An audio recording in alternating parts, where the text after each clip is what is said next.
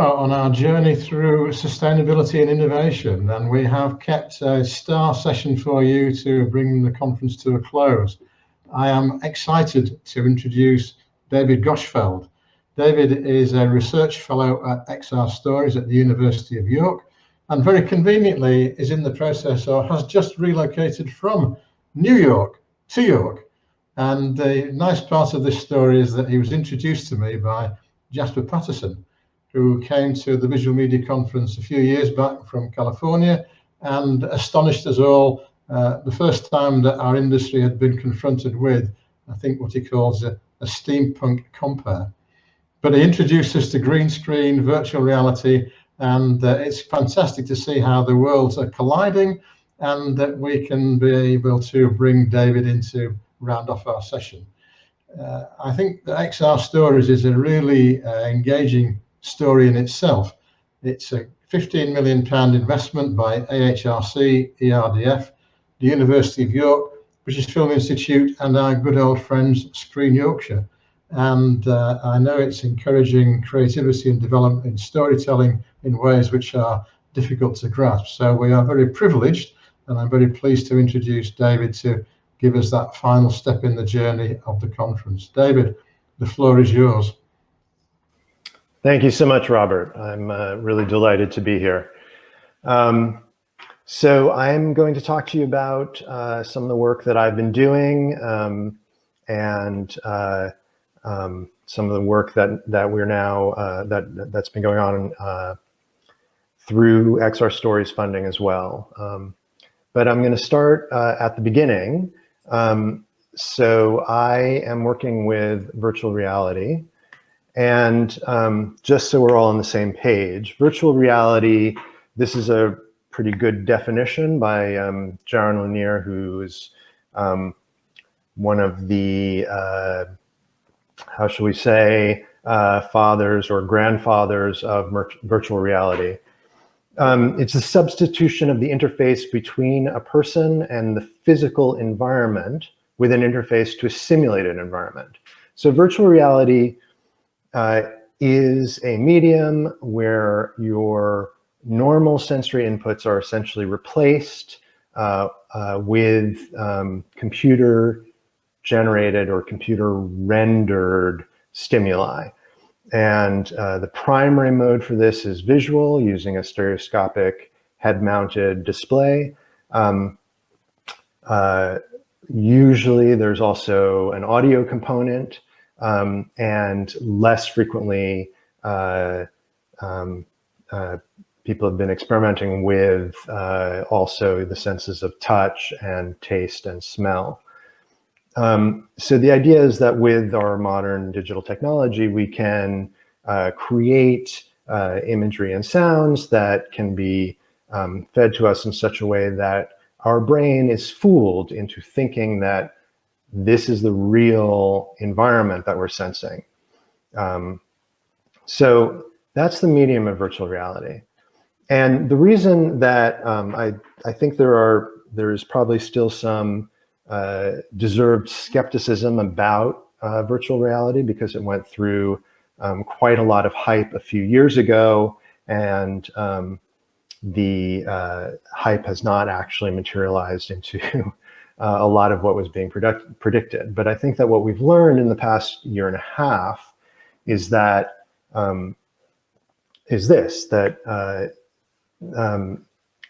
virtual events are here to stay.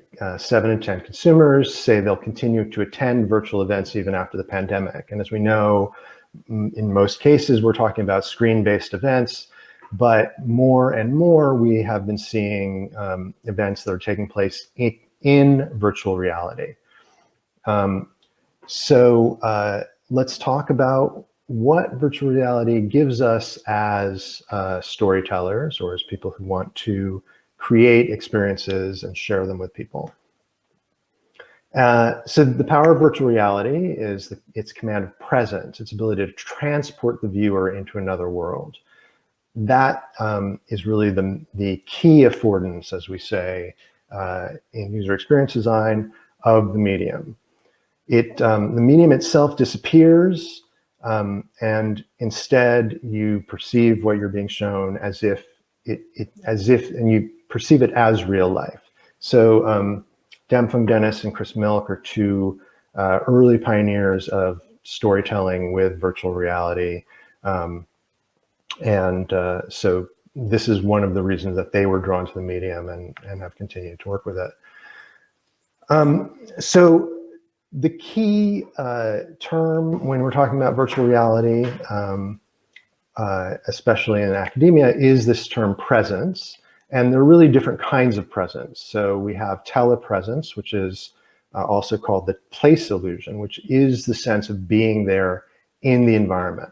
It's that sense of being transported to this world, or believing that the digital stimuli are actually the real world around you. And then there's also co-presence or social presence, which is the sense of being with other people. And I think that there's a misconception among people who haven't really spent much time with VR that VR is an isolating experience, that you put on this headset, it blocks your eyes, it blocks your ears, you maybe lose a sense of what's around you, but it's not necessarily isolating, because through the magic of networking, of computer networking, and essentially multiplayer video game technology, we can actually share these virtual spaces with other people. And when it is done well, we get this sense of a real social presence, the sense that we're really there with these other people.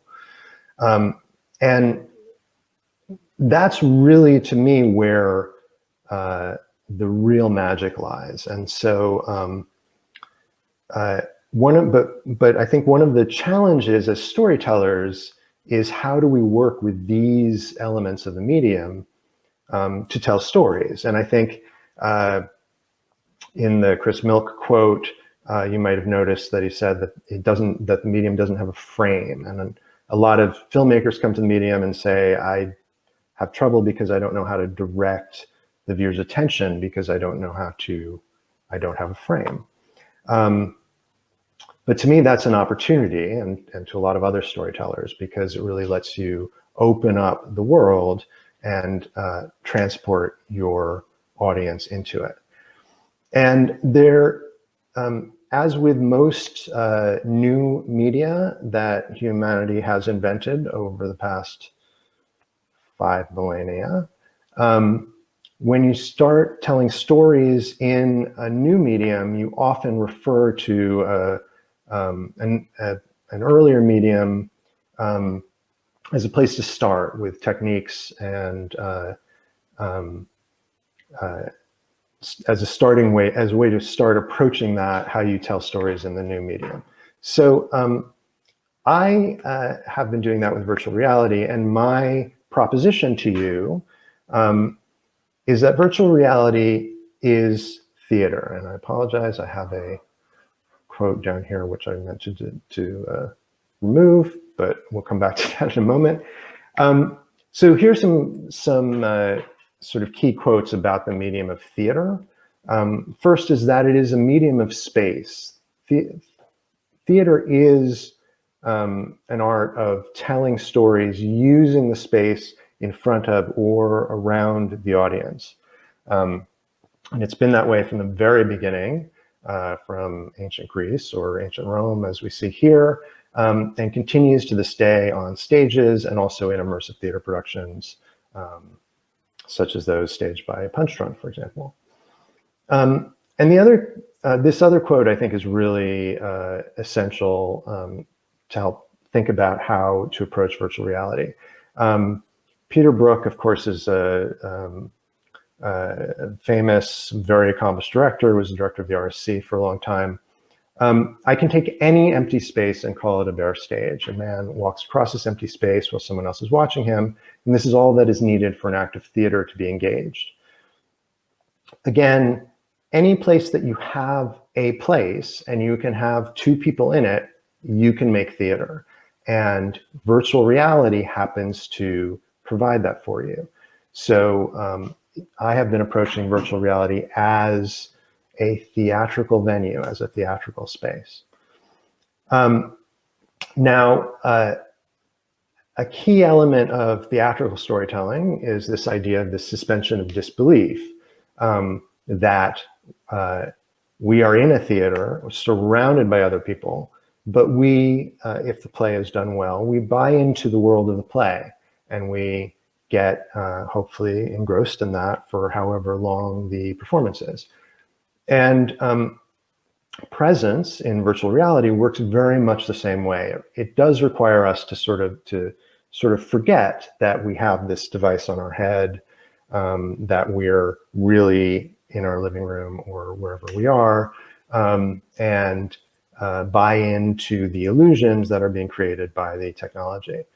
So I think that's something else to think of as storytellers working with this medium, is this idea of how do we take care of the spectator and allow them to feel comfortable giving in to the illusion that we're presenting them. And as a theater director, this is something that I have always been concerned about, and something I've always had to think about when making new productions. And in VR, it's much the same way.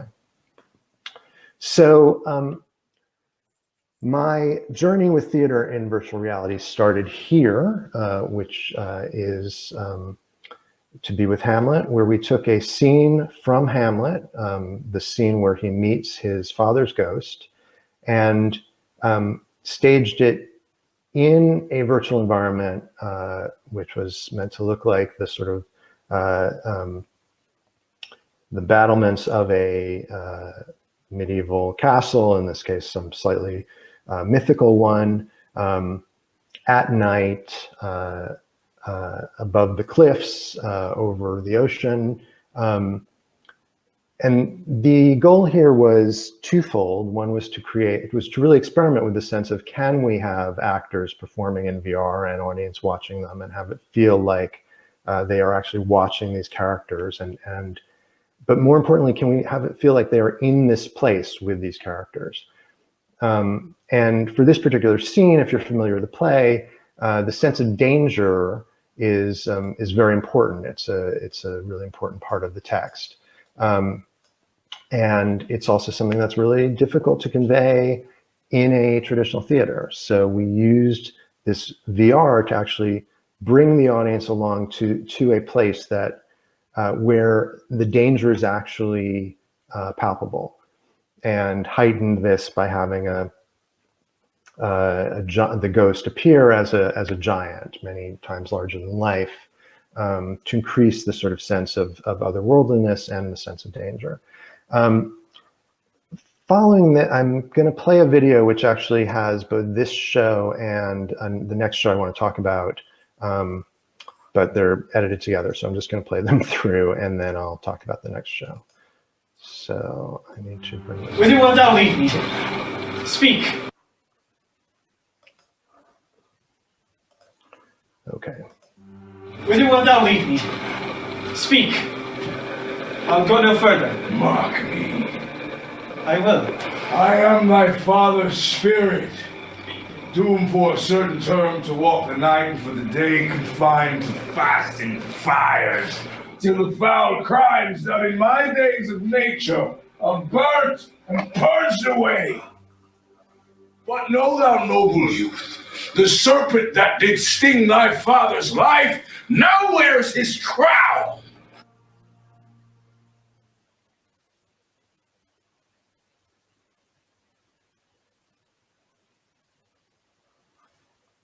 I wish I were outside in the woods where the grass is soft and the sun is shining.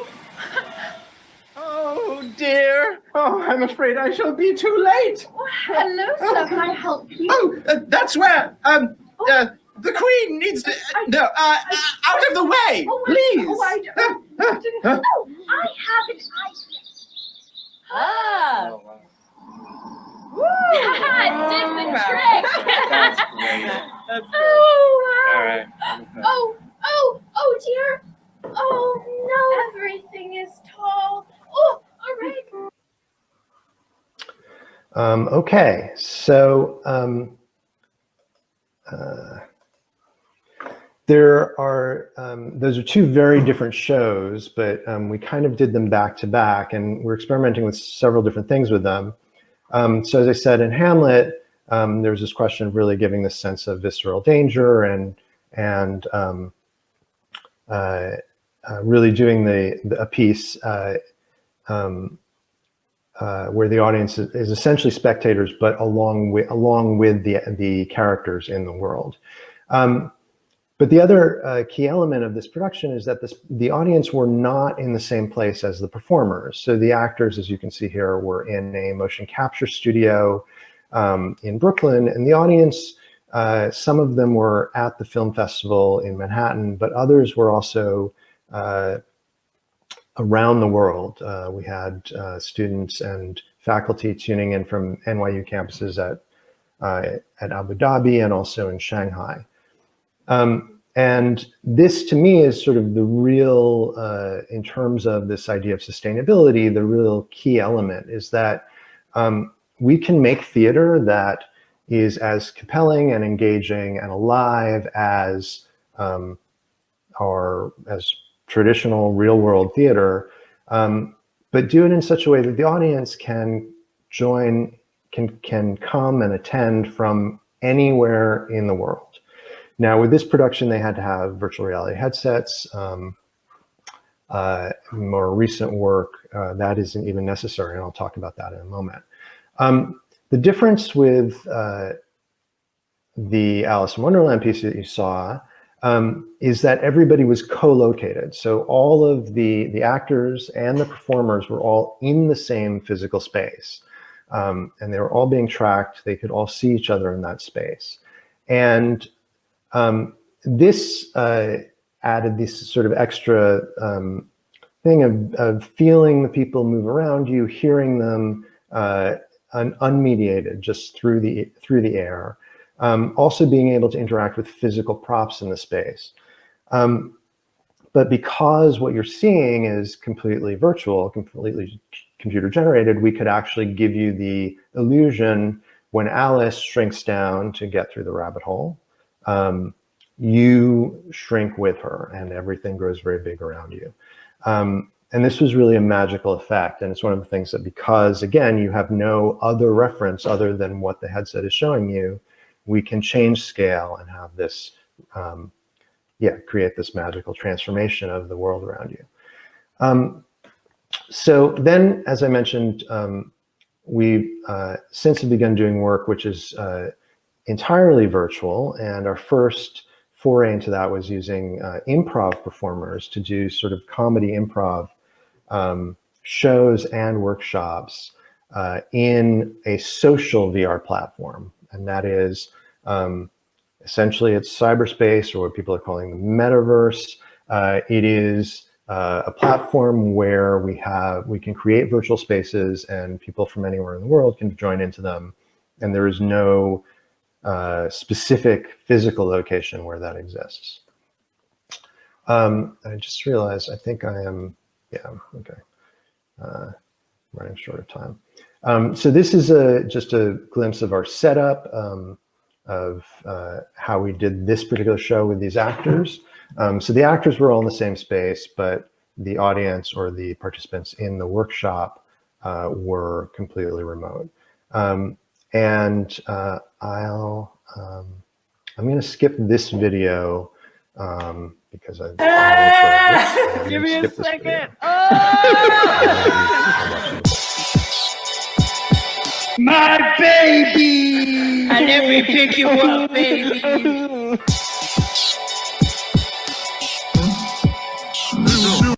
Okay. There's more to that, but you, I think, sort of get the sense of the kind of aesthetic for that. We took this work and actually made a performance that was shown at the Venice Film Festival in 2019 called Love Seat. And it was done in a very similar way, except it was a scripted performance. And we had a lot more work done on the 3D graphics. But the performers were in the actual theater space at Venice in VR headsets and tracking gear. But at the same time, simultaneously, they were performing in VR. So the Venice audience could see this projected on large monitors, and audience from anywhere in the world could attend this particular show at the festival by just joining us in the virtual theater that was created for it. So this was, I think, a remarkable innovation, and is something that you've seen in the past year. Many festivals have started doing this. There have been many other shows like this, although mostly they're completely virtual. And our foray into this was using a technology called Mozilla Hubs, which is a completely web-based virtual reality social VR platform. This is a play that we did in last fall. No. Yes, last fall. Lost track of time for a moment. Where it was completely virtual. So our actors, our crew were all in different locations, different cities and states. And we met together to rehearse and perform the play entirely in virtual reality. And the other innovation of this work is that Mozilla Hubs runs in a web browser. So it does not require a VR headset to be able to watch it. You can watch it on your desktop, on your computer screen. And it's a slightly different experience, of course. If you're in a VR headset, you are more fully immersed in the setting, in the world of the story. But on your screen, you can navigate through it and still move through it, and you can still see the other people who are there and really explore the world, more like a video game. But it is still a different kind of experience than watching, say, Zoom theater or something like that, where you don't have the ability to move around, you don't really see the other people. This is culminated in a festival that we're running. We've done it twice so far. We've got another one coming up in October called Onboard, and I will play this video with a second of this.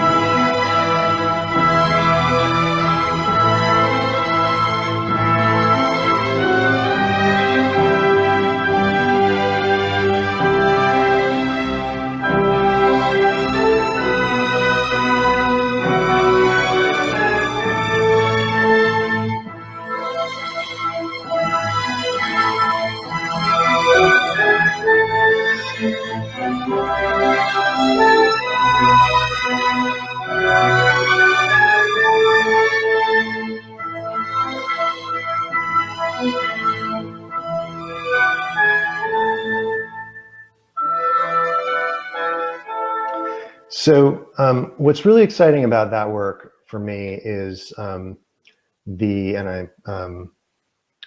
fact that everybody involved in that production is in a different place. So we've been doing that with some of us here in the UK in various locations, on both, people scattered around the US. We've had collaborators in Europe as well. And everybody's experimenting with different kinds of shows and different ways of using the medium to perform. I'm going to just leave the slide up for a second. I'm not going to spend much time on it. Just to say that I think using live performers in VR gives us as creators a lot of advantages, and also creates a really magical experience for the viewers, and helps helps with the suspension of disbelief and the allowing the viewers to really engage with the world if they feel that the characters are actually real people who are there with them simultaneously. Now, I want to say a little bit about XR Stories. So as Robert said, XR Stories is a program that is part of the Creative Clusters program. We support research and development for companies and artists working with digital technologies, primarily with XR technologies, in the Yorkshire and Humber region. We do this with funding as well as research collaboration and bringing artists and production companies and other kinds of organizations together to create work and to learn more about how to work with these media. As you said, it's a £15 million investment. Much of that is being given out as funding for different kinds of projects, and there are different calls for projects that have been put out and will continue to be put out. And as a research fellow, I am helping some of these projects that we're supporting. I'm helping them learn more about how to work with the medium and how to use it to tell the stories that they want to tell.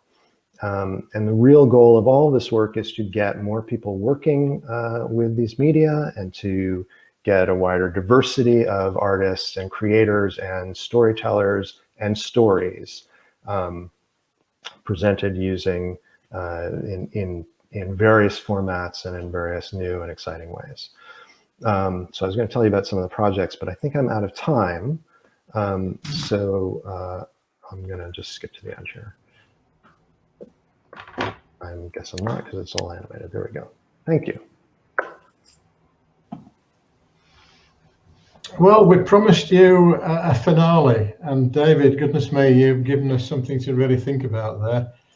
The whole notion of something which has got co-presence is one that fascinates everybody, and it's really important to just remind ourselves that we're all involved in the communications business, and storytelling goes right the way back through print and digital and online, and the kind of issues of sustainability we've been talking about that grew from that. And I think what you've done is you've taken us to the very edge of where communications might be in the future. So I'm really grateful to you. I've got one or two questions that we've just got a few minutes for. One is in terms of technology exclusion. People are concerned that this isn't going to be accessible to a lot of people, and they're also concerned about any health implications for youngsters and people with epilepsy and things. Just a general health and safety check, if you will. Yeah, I think those are all really valid concerns. We're certainly at XR Stories, we've been having a lot of conversations about accessibility for people with different abilities. And I think with my particular work, this using this web-based XR platform like Hubs allows us to make our shows accessible to people who don't have VR headsets, you don't even need a very high performance computer. In fact, you can watch these shows on a tablet or even a phone, although the screen is small, but people do watch things on the phone. So accessibility is definitely one of the things that I've been concerned about, and yes, the trying to avoid, trying to figure out how we don't exclude people because of access to technology.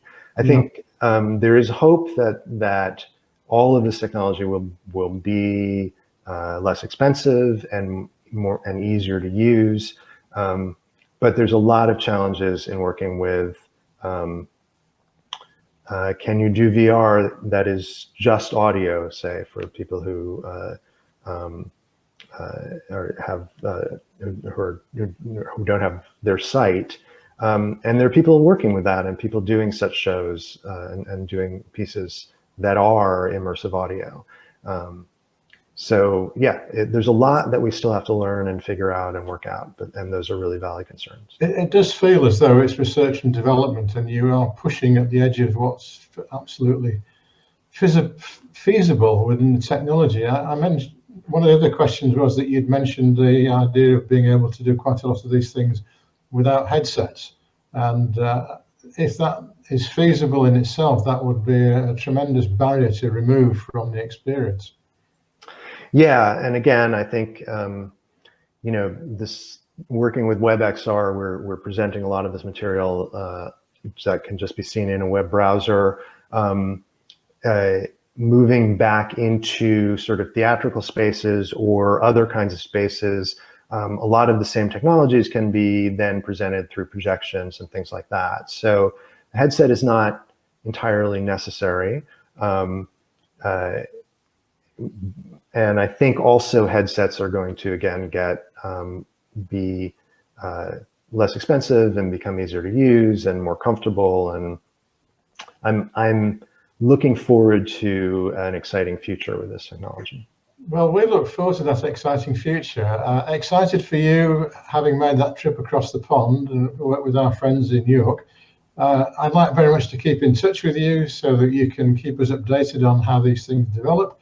If people want to know more about XR Stories, I know you've got an excellent website.